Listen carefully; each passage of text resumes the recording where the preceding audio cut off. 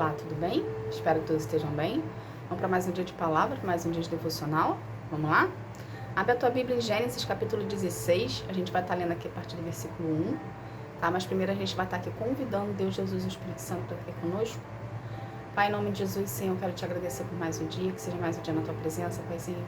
Paizinho, eu quero convidar, Pai, o Senhor Jesus e o Espírito Santo para a gente darmos continuidade devocionais, Pai. Devocionais esses que têm falado aos nossos corações, têm nos direcionado, têm nos mostrado o caminho que devemos andar, o que devemos fazer, o que não devemos fazer, Senhor. Paizinho, pelo poder do nome de Jesus, eu peço a presença do Espírito Santo aqui conosco, Senhor, para que Ele possa falar aos nossos corações, Pai. Paizinho, em nome de Jesus eu agradeço. Amém. Gente, abre a tua Bíblia em Gênesis, capítulo 16, a partir do versículo 1, que fala assim: Sarai, a mulher de Abrão, não tinha dado filhos. Ela possuía uma escrava egípcia que se chamava Agar. Um dia Sarai disse a Abrão: Já que o Senhor Deus não me deixa ter filhos, tenha relações com a minha escrava. Talvez assim, por meio dela, eu possa ter filhos. Abrão concordou com o plano de Sarai, e assim ela lhe deu Agar para ser sua concubina. Isso aconteceu quando já fazia 10 anos que Abrão estava morando em Canaã. Gente, o que é aqui? Essa história aqui é bastante conhecida, né? A gente sabe que Sarai teve a famosa ideia de querer fazer com que a concubina dele, com que a escrava dela, se deitasse com Abraão e isso se tornasse uma relação saudável. O que a gente aprende nisso aqui? O que Deus quer que a gente aprenda disso aqui? Existiu aqui uma transferência de responsabilidade.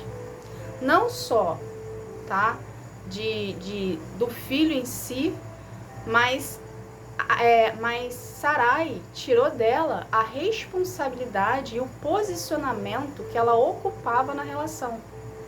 Quando ela pede para a escrava dela se deitar, ela tá dando a oportunidade, ela tá abrindo uma brecha ali, ok? E ela tá abrindo uma brecha, ela tá dando a oportunidade de ter um adultério dentro do seu relacionamento. Mesmo que seja consciente do marido, mesmo que a intenção por trás fosse algo, eu vou ter um filho, o filho de Agar nunca seria de Sarai. O filho de Agar seria sempre de Agar com Abrão, porque o Abrão era o pai e a mãe era Agar, entende? Então, na cabeça de Sarai, pelo fato dela ter uma posição em cima de Agar, ela achou que se Agar tivesse um filho, aquele filho seria dela. Aquele filho seria transferido para ela. Entende? Pelo fato dela ser a senhora e a Agar ser a escrava. Na cabeça de Sarai, o plano ia dar certo. Porém, as vias de fato, né? O que estava acontecendo, a gente viu que não deu certo. E não tinha como dar certo. Então a gente não pode transferir a responsabilidade que é nossa para outras pessoas. A gente não pode botar a mão aonde Deus não quer que a gente coloque a mão. Quando é para a gente fazer do nosso jeito, Deus nos avisa. Ele fala, a sua parte tem que ser feita. Porém, nessa situação aonde estava Sarai, aonde estava Agar e aonde estava Abrão, não era para ser feito nada. Era para ter esperado o tempo de Deus na vida de cada um deles. Deus, anteriormente, havia prometido para Abrão que ele teria descendentes que seriam incontáveis como as estrelas do céu e como os grãos da terra, os grãos de areia. Então, se a partir do momento que houve uma promessa de Deus para Abrão, o que Abrão tinha que ter feito? Não, eu não vou me deitar com Agar, porque Deus me prometeu descendentes. Se ele tivesse ali, que ele não tivesse sido seduzido pela situação ali, ok? Ele teria que batido o pé e ter falado assim, não, eu vou ficar no meu posicionamento, porque você é a minha esposa, falando para Sarai, ok? E a gente vai ter a nossa descendência, né? Porque a relação, o propósito de vida na vida de Abrão era Sarai, não era Agar. Entende? Então, o que a gente precisa entender disso aqui? Quando Deus fala, não transfira a sua responsabilidade, É você que tem um relacionamento, você que está num relacionamento, você que é casada, você homem, você marido, vocês têm uma responsabilidade por cada um. O que a gente tem que se atentar aqui é que o homem, ele é o cabeça da relação. Então, a partir do momento que Sarai aqui teve a ideia, né, por mais, enfim, por mais boa ou benéfica que pode ter sido da intenção dela, o que Abrão tinha que ter feito? Batido o pé e falou, não, minha esposa é você. A minha esposa é você, então meu filho vai vir com você, mesmo dentro da impossibilidade, porque ele já tinha uma promessa que Deus tinha dado para ele. Entende? Então, trazendo isso para a sua vida, trazendo isso para os dias atuais, você, homem, você é responsável pela casa, você é o cabeça da casa.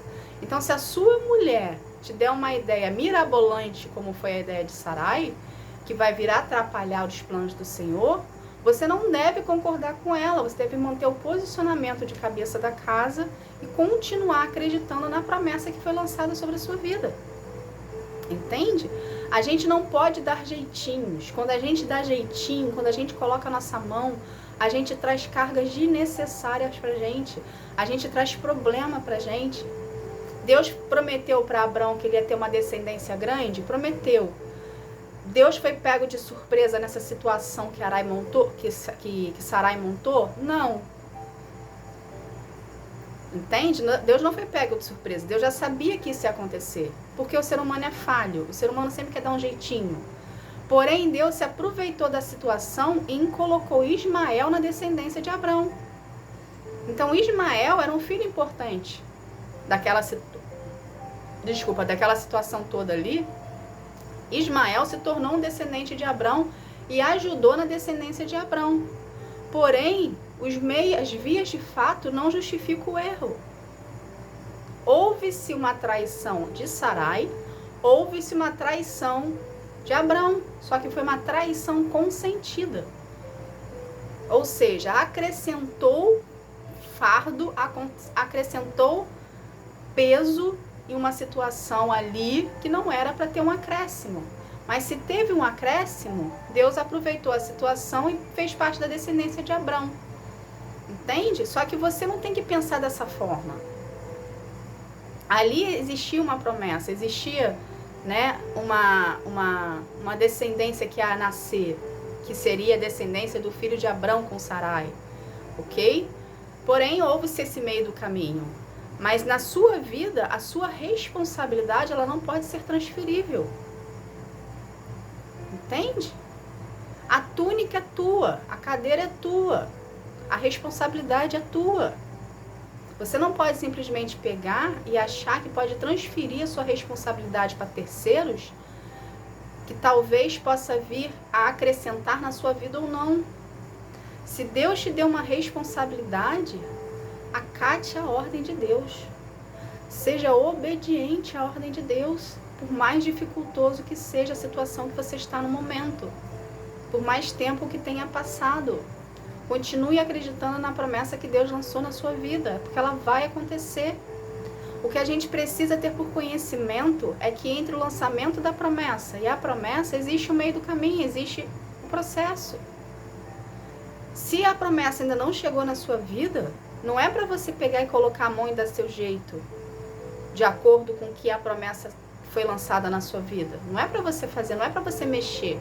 É para você aguardar que esse tempo que você está esperando, ok? Você está sendo forjado, moldado e lapidado por Deus, preparando você para receber a promessa. Então, não olhe o seu processo como um fardo. Olhe o seu processo com amor. O seu processo é você. O seu processo é a sua transformação. Entende? A promessa existe? Existe. Mas a promessa está lá, te esperando. Ela não vai fugir dali. Mas se você começar a agir do seu modo, a fazer do seu jeito, você pode vir perder a promessa, ok? Porque Deus tira da gente se a gente não tiver em obediência com Ele. Você pode vir perder a promessa. Ou você pode vir a prolongar o seu tempo para chegar até a promessa. Entende?